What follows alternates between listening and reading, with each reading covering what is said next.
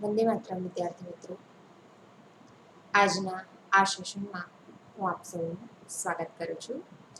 तो चलिए आज हिंदी में हम आगे चैप्टर 3 में आधा लेसन के बारे में हमने चर्चा की थी आपके साथ और आधा लेसन हमारा बाकी था। तो चलिए आज हम वो जो आधा लेसन हमारा जो बाकी है उसके बारे में थोड़ा समझ लेंगे। तो चलिए विद्यार्थी मित्रों, तैयार हो जाइए आप अपनी टेक्स्ट बुक लेके और आगे हमने जो भी आपको कुछ समझ दी थी उसके बारे में हम थोड़ी माहिती फिर से ले लेंगे। चैप्टर 3 में हमने देखा था, चैप्टर 3 था हमारा क्या निराश हुआ जाए, और उसके जो लेखक है ये जो पिक्चर में दिख रहे हैं, मैंने आपको पहले भी दिखाया था उनका फोटो, और ये जो है हमारे हजारी प्रसाद जी हैं और वो बहुत ही अच्छे से निबंध लेखन करते हैं। वो एक श्रेष्ठ निबंधकार थे। हमने पहले पीरियड में देखा था, उनके बारे में हमने थोड़ी बहुत जानकारी ली थी कि वो बहुत ही अच्छे निबंधकार थे। उनकी रचनाएं क्या क्या है, उन्हें कौन सा पुरस्कार मिला है, ये सब मैंने आपको पहले सेशन में पहले पीरियड में मैंने बताया था। और आज हम उनके बारे में थोड़ी बहुत चर्चा करके आगे का लेसन पढ़ेंगे। तो ये है हमारे बहुत ही श्रेष्ठ और अच्छे निबंधकार, और लेखक ने इस निबंध में भी हमें बहुत कुछ सिखाया है। वो कहते हैं कि समाज में आज भी हम देख रहे हैं तो कि अनेक बुराइयां आ गई है। झूठ, बेईमानी, धोखेबाजी, भ्रष्टाचार आदि हम ऐसी घटनाएं अखबार में हर रोज छपी हुई देखते हैं और पढ़ते हैं कि ये सब क्या हो रहा है समाज में। उनके लिए हम बहुत ही गिल्टी भी फील कर रहे हैं। लेकिन इसका अर्थ यह नहीं है कि हमें समाज में अच्छी बातें नहीं मिल रही हैं। समाज में अच्छी बातें भी हो रही है। समाज में कुछ अच्छे तत्व भी आज बचे हुए हैं। इसलिए कभी भी हमें इस बात के लिए निराश नहीं होना है। ये बात हमको इस लेसन द्वारा लेखक ने समझाई है। लेखक ने इस पाठ में कई ऐसे मुद्दे हमको बताए हैं। तो एक एक मुद्दे का हम थोड़ा थोड़ा जानकारी लेंगे। तो उनका पहला ये मुद्दा है कि आज का जो वातावरण है वो, कि आज का वातावरण क्या है। तो कि आज चारों तरफ हम चोरी, लूटपाट, ठगी, तस्करी और भ्रष्टाचार की ही घटनाओं की बोलबाला है वो देख रहे हैं। ऐसी घटनाएं हमारे सामने हो रही है। अखबार झूठी घटनाओं से भरे हुए रहते हैं। ऊंचे पद वाले जो लोग हैं उनका भी चरित्र कैसा हो गया है और कैसा दिखाई दे रहा है, तो कि दोषपूर्ण, अच्छे नहीं रहे, उनके विचार अच्छे नहीं रहे हैं। बस सब अपने लिए ही जी रहे हैं। सामने वाले का बुरा होगा या कैसा होगा वो सब नहीं दिख रहा है उन लोगों को।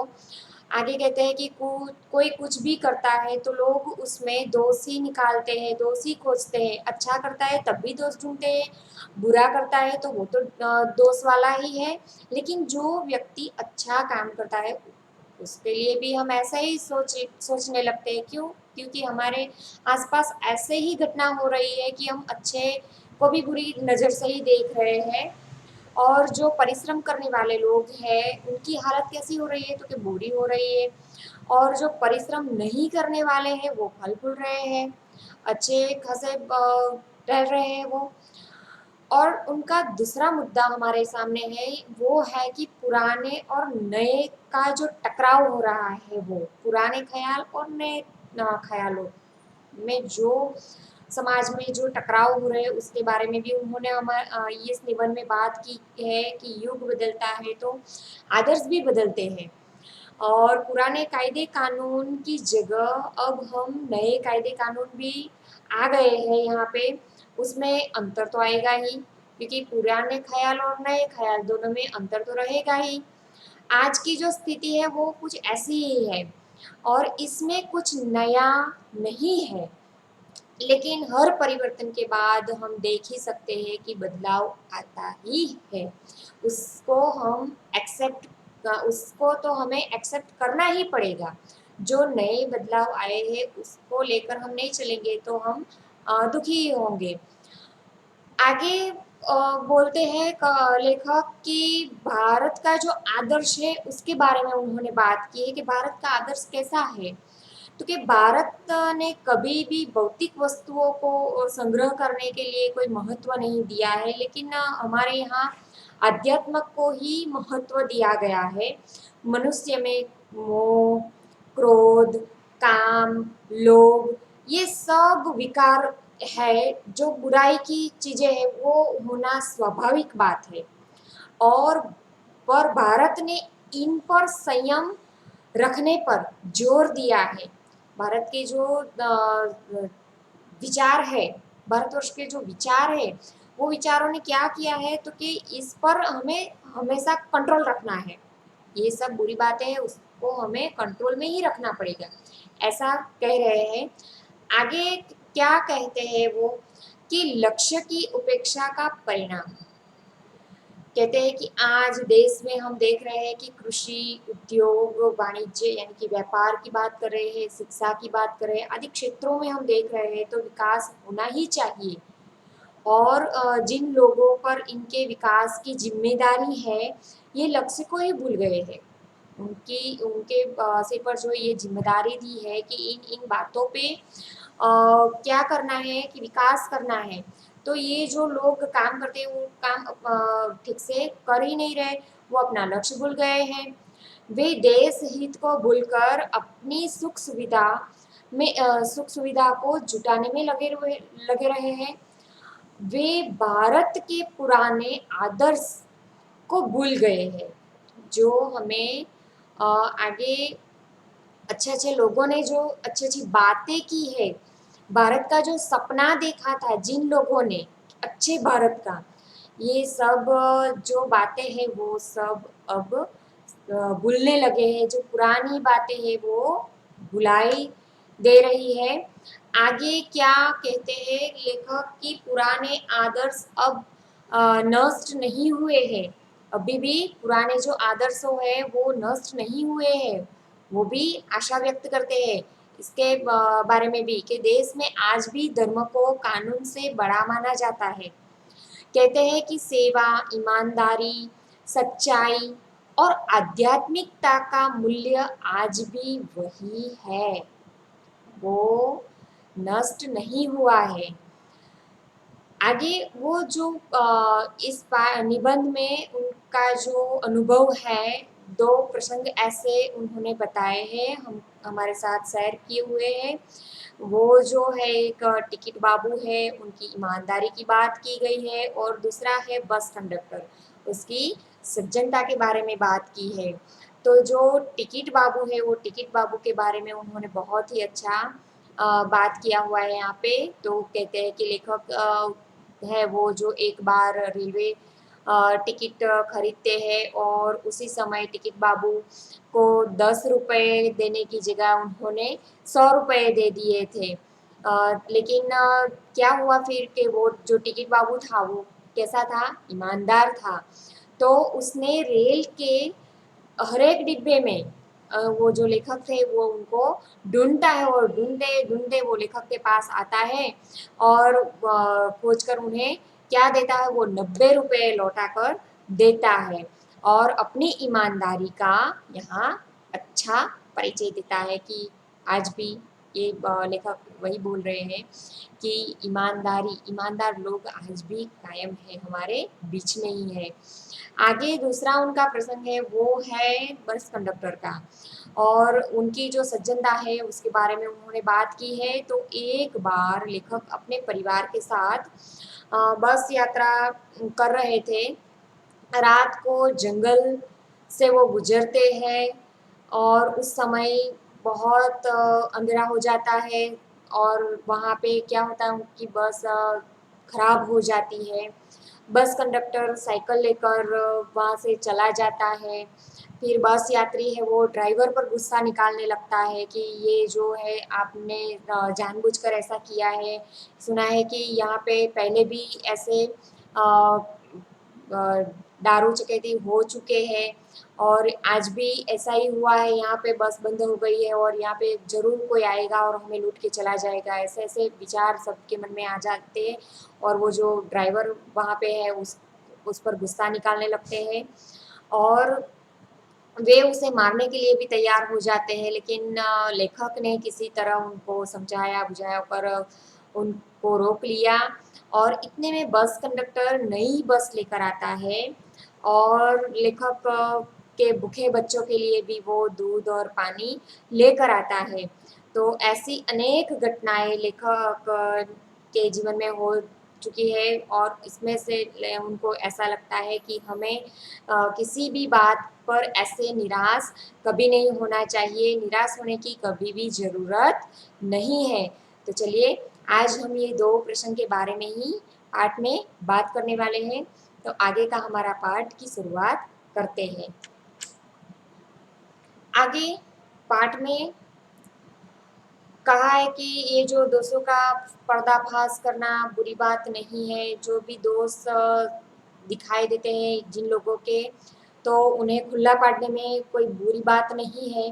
बुराई यह मालूम होती है कि किसी के आचरण के गलत पक्ष को उद्घाटित करते समय उसमें रस लिया जाता है और दोषोद्घटन को एकमात्र कर्तव्य मान लिया जाता है। बुराई में रस लेना बुरी बात है, अच्छाई को उतना ही रस लेकर उजागर न करना और भी बुरी बात है। लेखक कहते हैं कि जिसने बुरा काम किया है, बुराई को साथ देना, बुराई में हमें ऐसे रस से काम करना, इतने इंटरेस्ट से काम करना वो बुरी बात है। लेकिन जो अच्छाई को उतना ही रस लेकर उजागर न करना वो भी उतनी ही बुरी बात है। जो अच्छा है उसमें हम रस ही नहीं दिखाते हैं, जो अच्छा काम करते हैं उसे हम सपोर्ट नहीं करते हैं। तो ये जो बात है वो तो हमारी बिल्कुल गलत है। सैकड़ों घटनाएं ऐसी घटती है जिन्हें उजागर करने से लोग चित्त में अच्छाई के प्रति अच्छी भावना जगती है। एक बार रेलवे स्टेशन पर टिकट लेते हुए गलती से मैंने 10 रुपए के बजाय 100 रुपए का नोट दिया और मैं जल्दी जल्दी गाड़ी में आकर बैठ गया। लेखक उनके साथ जो प्रसंग हुआ था उसके बारे में चर्चा कर रहे हैं कि वो बोल रहे हैं कि मैं एक बार रेलवे स्टेशन पर टिकट लेते समय मैंने गलती से 10 रुपए की बजाय मैंने 100 रुपए का नोट वो टिकट बाबू को दे दिया और जल्दी जल्दी देखे बिना ही मैं गाड़ी में चढ़ जाता हूँ। थोड़ी देर में टिकट बाबू उन दिनों के सेकंड क्लास के डिब्बे में हर आदमी का चेहरा पहचानता हुआ उपस्थित होता है और उसने मुझे पहचान लिया और बड़ी विनम्रता के साथ मेरे हाथ में 90 रुपए रख दिया और बोला कि यह बहुत गलती हो गई थी। उसने अपनी गलती मानी, सामने वाले की नहीं, लेकिन वो अपनी गलती मानता है। आपने भी नहीं देखा और मैंने भी नहीं देखा। कहता है कि जो आपने पैसे दिए थे वो मैंने भी नहीं देखे और आपने भी नहीं देखे, बहुत बड़ी गलती हो गई। क्यों? कि उनके चेहरे पर विचित्र संतोष की गरिमा थी कि हम यहाँ हम देख रहे हैं कि ये जो आदमी है वो कितना ईमानदार है कि उसके पास 90 रुपए आते हैं एक्स्ट्रा, फिर भी वो खुश नहीं होता है, वो उसको उससे संतोष नहीं है। यहाँ पे संतोष की गरिमा ही नहीं दिख रही है, उसके चेहरे पर विचित्र भाव दिख रहे हैं कि ये सब हुआ वो गलत हुआ है, मेरे पास जो है एक्स्ट्रा पैसे आ गए हैं वो ठीक नहीं है, मुझे जिसके भी है उसको लौटा देना चाहिए, ऐसे भाव उसके मन में है। और मैं चकित रह गया। ऐसे भाव सामने वाले के देख के लेखक आश्चर्य में पड़ जाते हैं कि सही में ऐसे भी लोग यहाँ भी मौजूद है। कैसे कहूँ कि दुनिया में सच्चाई और ईमानदारी लुप्त हो गई है, वैसे ही अनेक अवांछित घटनाएं भी हुई है, परंतु यह एक घटना ठगी और वंचना की अनेक घटनाओं से अधिक शक्तिशाली है। ये जो कितनी भी ऐसी घटनाएं उनके साथ हो गई है, लेकिन ये जो दो घटनाएं उनके सामने हुई थी वो अ, बहुत ही अच्छी थी, सच्चाई की थी, ईमानदारी की थी, वो अ, कहने लायक है। कहते हैं कि एक बार मैं बस यात्रा कर रहा था, मेरे साथ मेरी पत्नी और 3 बच्चे भी थे। बस में कुछ खराबी थी और वो रुक रुक कर चलती थी। तो गंतव्य से कोई 5 मील पहले ही एक निर्जन सुनसान स्थान में बस ने जवाब दे दिया। बस वहाँ पे जाके खड़ी हो गई। वो चल सकेगी नहीं। रात के कई 10 बजे होंगे। बस में यात्री घबरा गए। कंडक्टर ऊपर गया और एक साइकिल लेकर चलता बना। लोगों को संदेह हो गया कि हमें धोखा दिया जा रहा है। सब मन में क्या सोचने लगे कि सही में ये तो बहुत ही बुरा ही हो रहा है हमारे साथ, कहीं धोखा तो नहीं हो रहा, ये दोनों मिलकर हमें लुटवाना तो नहीं चाहते हैं। आगे देखते हैं क्या होता है। तो कि बस में बैठे लोगों ने तरह तरह की बातें शुरू कर दी। किसी ने कहा यहाँ तो डकैती होती है, यहाँ 2 दिन पहले ही इस तरह एक बस को लूट लिया गया था, परिवार सहित अकेला मैं ही था, बच्चे पानी पानी चिल्ला रहे थे, पानी का कहीं ठिकाना न था, ऊपर से आदमियों का डर समा गया था। यहाँ पे जो घटना हुई है वो सुनसान जगह है, कोई आसपास दिखाई नहीं दे रहा, अंधारा भी है और क्या है, सबको डर लग रहा है कि कहीं ये जो ड्राइवर कंडक्टर हैं उन्होंने ही ये मिलकर तो ऐसा नहीं किया, और ये जो सब बातें कर रहे हैं उससे भी डर लग रहा है। और ये जो लेखक का परिवार है, परिवार के जो बच्चे हैं वो भी बहुत पानी के लिए चिल्ला रहे हैं, भूख भी लगी उनको। कुछ नौजवानों ने ड्राइवर को पकड़कर मारने पीटने का हिसाब बनाया।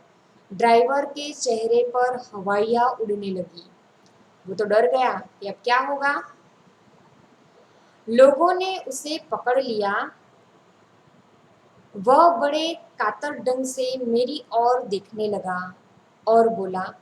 जी, लेखक कहते हैं कि सबने उसे घेर लिया था, पकड़ लिया था और लेखक की तरह वो ऐसी नज़र से देख रहा था और बोला कि हम लोग बस का कोई उपाय कर रहे हैं, बचाइए, ये लोग मारेंगे। लेखक को वो कह रहा है कि हम लोग तो आप सबको बचाने की ही कोशिश कर रहे हैं, हम ऐसे लोग नहीं हैं, हम किसी के साथ मिले हुए भी नहीं हैं, हम और मुझे आप बचाइए, ये लोग मुझे मारेंगे।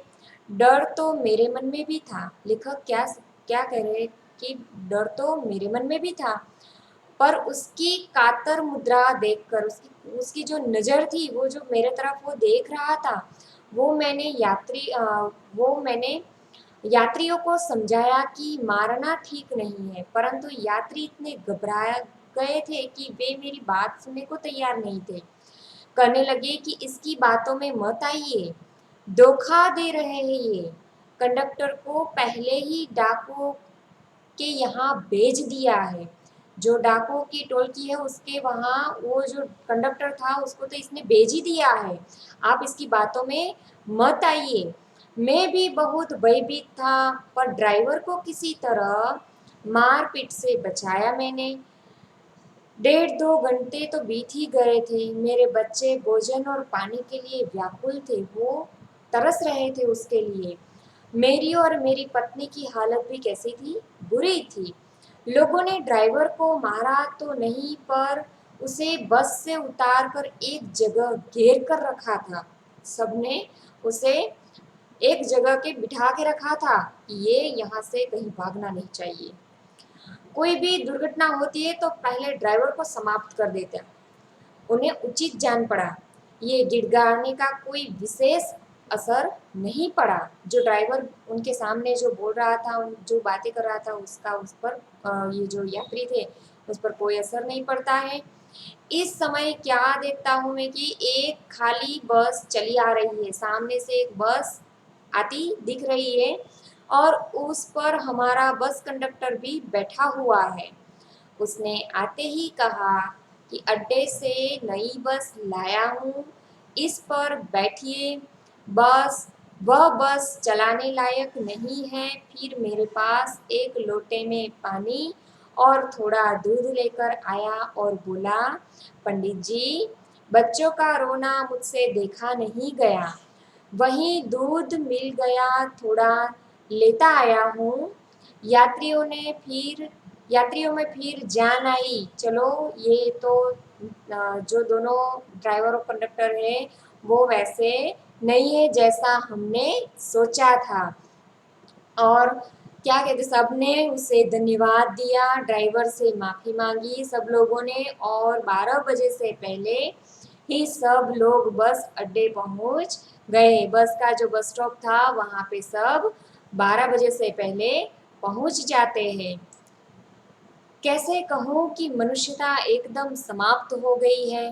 कैसे कहूँ कि लोगों में दया माया रह ही नहीं गई।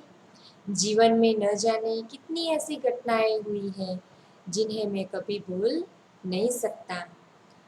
ठगा भी हूँ, धोखा भी खाया है, परंतु बहुत कम स्थलों पर विश्वासघात नाम की चीज मिलती है। सभी जगह ऐसा नहीं है कि सभी जगह हमें ठगा ही जाएगा, सभी जगह धोखा ही मिलेगा, सब जगह हमें अविश्वास ही मिलेगा, विश्वासघात ही होगा सब जगह पे। ऐसा सोचना गलत है। केवल उन्हीं बातों का हिसाब रखो जिसमें जिनमें धोखा खाया है, तो जीवन कष्टकर हो जाएगा। परंतु ऐसी घटनाएं भी बहुत कम नहीं है जब लोगों ने अकारण सहायता की है। बिना कारण की लोगों ने सहायता भी की है आके। ऐसी बातें सही में याद रखनी चाहिए। निराश मन को ढाढ़स दिया है, यानी कि सांत्वना भी मिली है और हिम्मत बंधाई है। कविवर रविंद्रनाथ ठाकुर ने अपनी एक प्रार्थना गीत में भगवान से प्रार्थना की थी कि संसार में केवल नुकसान ही उठाना पड़े, धोखा ही खाना पड़े, तो ऐसे अवसरों पर भी हे प्रभु, मुझे ऐसी शक्ति दो कि मैं तुम्हारे ऊपर संदेह न कर सकूं, आपके ऊपर मैं कभी भी ऐसी शंका नहीं कर सकूं। मुझे ऐसे ऐसे कहीं गलत अवसर मिले क्या कि मेरा नुकसान हो जाए, मुझे धोखा मिले, ऐसे अवसरों पर भी मैं प्रभु आपकी प्रत्यय जो मेरी श्रद्धा है वो कभी भी डगे नहीं, ऐसी प्रार्थना करते हैं। मनुष्य की बनाई विधियां गलत नतीजे तक पहुंच रही है, तो इन्हें बदलना होगा। ये जो सोच हम बनाए जा रहे हैं गलत विचारों से, वो बदलना पड़ेगा। वस्तुतः आए दिन इन्हें बदलता ही जा रहा है, लेकिन अभी आशा की ज्योत बुझी नहीं है। महान भारतवर्ष को पाने की जो संभावना बनी हुई है वो बनी रहेगी। मेरे मन वो जो क्या सोचते हैं कि ये सब तो चलता ही रहेगा, लेकिन हमें कभी भी निराश होने की जरूरत नहीं है। लेखक हमें बस ये प्रसंगों द्वारा यही समझाना चाहते हैं कि हमें कभी भी उदास होना नहीं चाहिए। जो हमारी श्रद्धा है, हमारी जो आस्था है, उन्हें कायम बनाने की बात लेखक ने यहाँ की है। तो चलिए विद्यार्थी मित्रों, ये पाठ यहाँ हमारा खत्म होता है और उसके बाद आता है स्वाध्याय कार्य।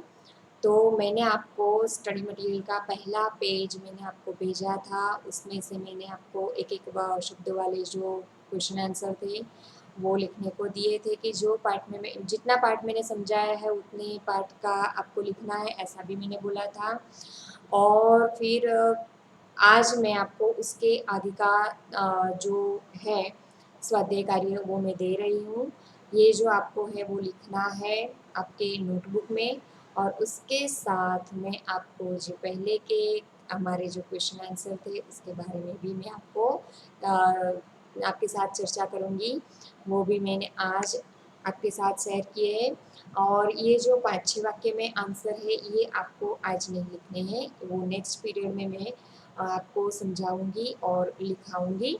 जो आपको ये आज नहीं लिखने हैं, लेकिन ये जो है आपका व्याकरण का विभाग वो भी मैंने आपको दे ही दिया है, लेकिन आपको अभी नहीं लिखना है। आगे का जो हमारा पीरियड है उसमें मैं आपको समझाऊँगी और उसके बाद आपको लिखना है।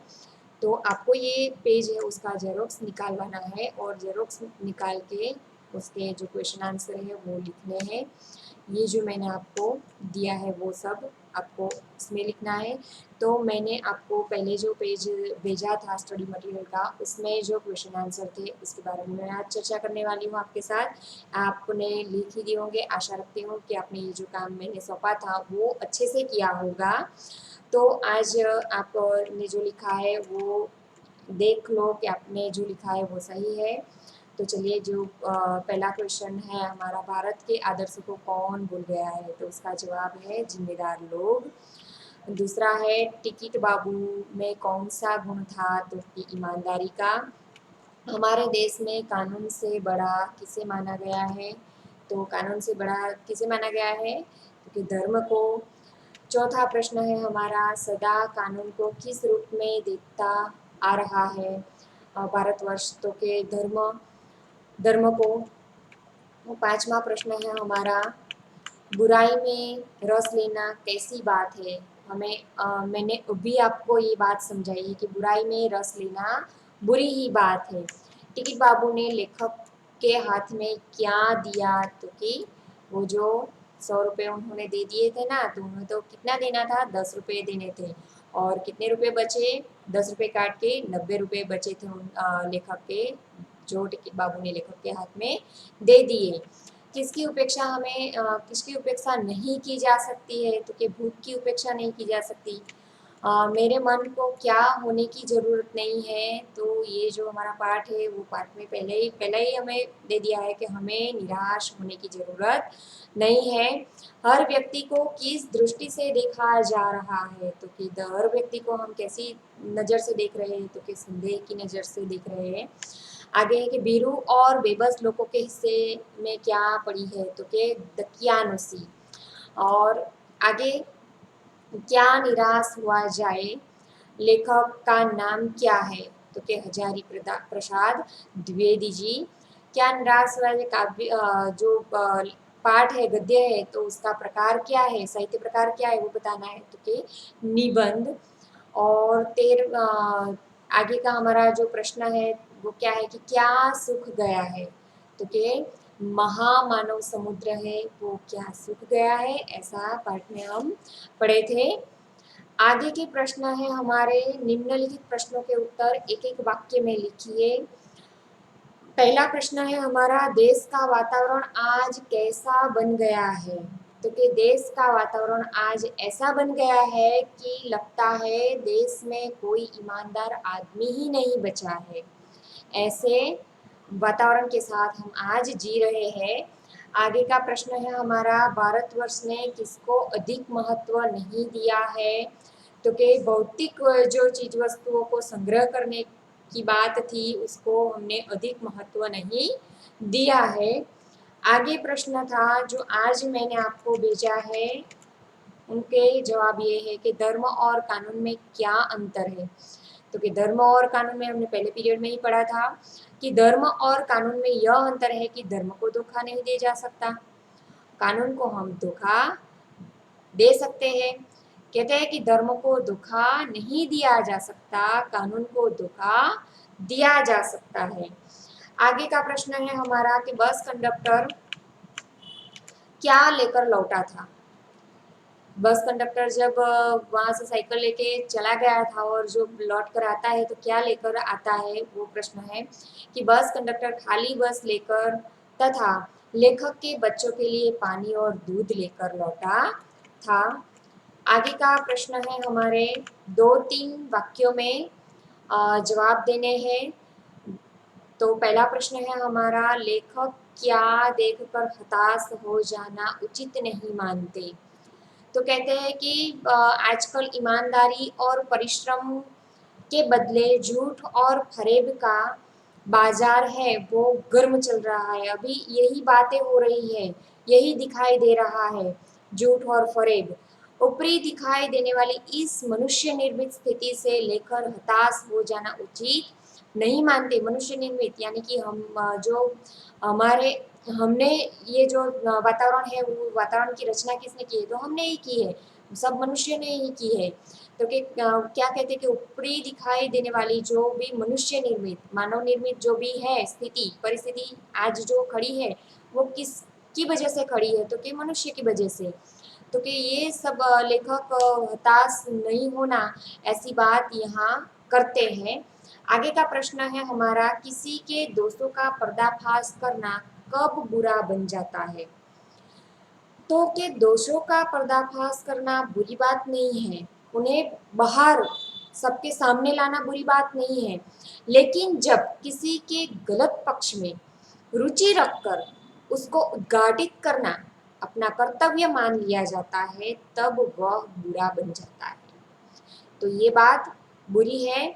तो चलिए ये जो प्रश्नों के जवाब मैंने आपको लिख कर दिए हैं वो आपको दो दो बार अच्छे से पढ़ाई करना है। पाठ है जो पाठ को भी आपको 2 बार अच्छे से पढ़ाई करना है और उसके बाद ही ये प्रश्नों के आंसर आप लिखेंगे और अच्छे से समझ के लिखेंगे। आशा करती हूँ कि आप बहुत ही अच्छे से ये काम करने वाले हैं।